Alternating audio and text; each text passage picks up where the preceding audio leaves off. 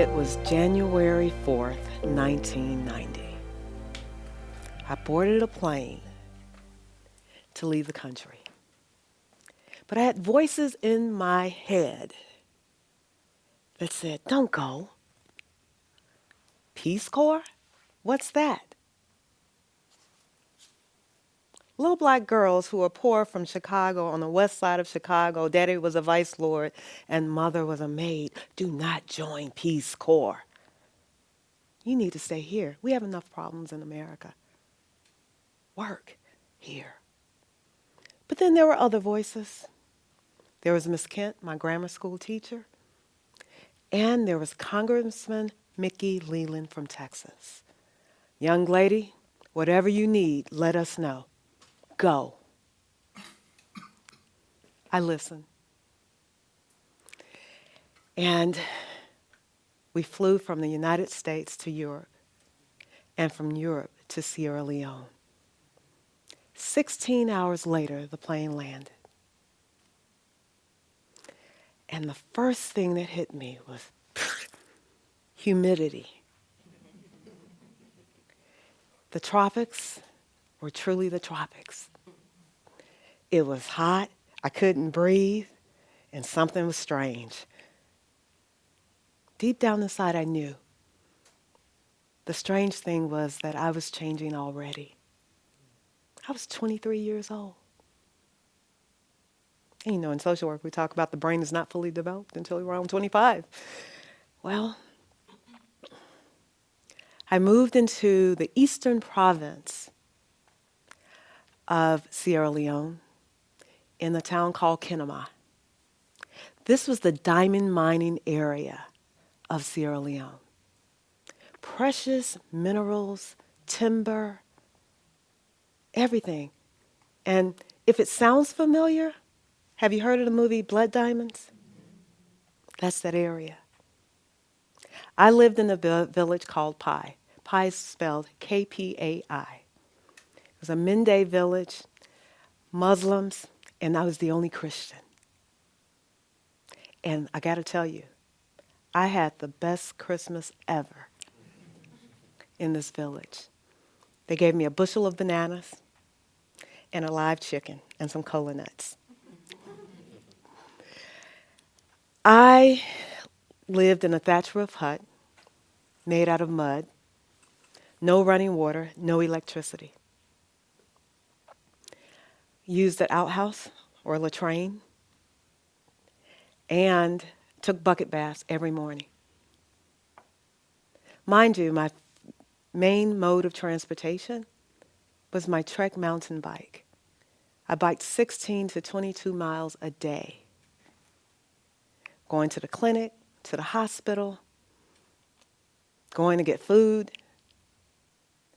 I worked with a vaccinator and a nurse, and we did a mass vaccination campaign in 14 villages where we vaccinated women of childbearing age and children, tetanus, measles, polio, things we've eradicated in America. We were still battling there. We also educated the midwives on how do you sterilize equipment preparing for childbirth. I got to tell you, even with all of that work going on, I struggled. Often referred to yoga to get me through because I was like, should I be home? Should I be working? Should I be here? A year and 6 months in, I was like, I got it. I got this, and I have 6 more months to build a clinic. I'm ready. I got this. Then it happened.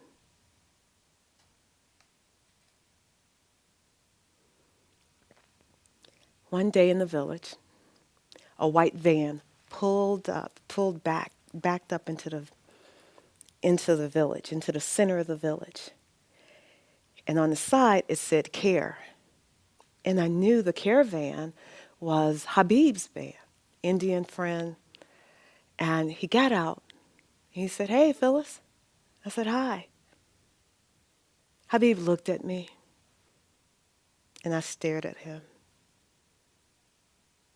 And he said, yes. And I said, yes, what? He said, oh. I said, I got it. How many minutes do I have? He said, you have 10 minutes to pack all the clothes you want, and we'll get the rest later. The warhead came. The dreaded day when the rebels infiltrated that area. And Mama Lucy, my play mother there, said, Adamo, where are you going? And I said, Mama Lucy, I'll be back. I'll be back in 2 days. I'll be back in 2 days. She said, oh, okay. Well, 2 days turned into 16 years. And I did return in 2006. And they remembered me.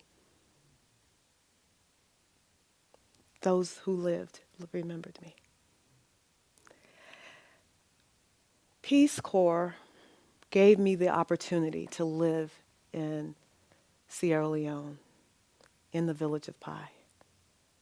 And it transformed my life in ways I can never imagine. I'm still changing 28 years later. I'll never be the same had I not taken that step.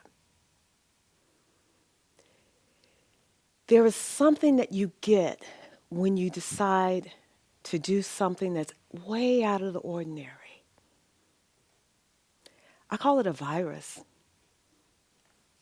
And that virus is this contagious spirit, this mad love for humanity. And that's what we do here at GSU. We have a mad love for humanity. That's why we express ourselves globally and locally.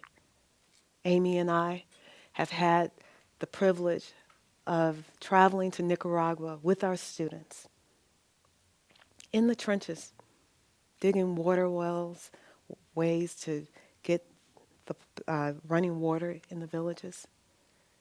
We've had the opportunity, hygiene units, and fixing them up, just working with families side by side, people we don't even know. And my Spanish is really bad. But they understand the human spirit. And our students come back and like, our lives have never been the same. We have to do more. It's like, no problem, let's do more. Because we need clean water even in Flint, Michigan. Right?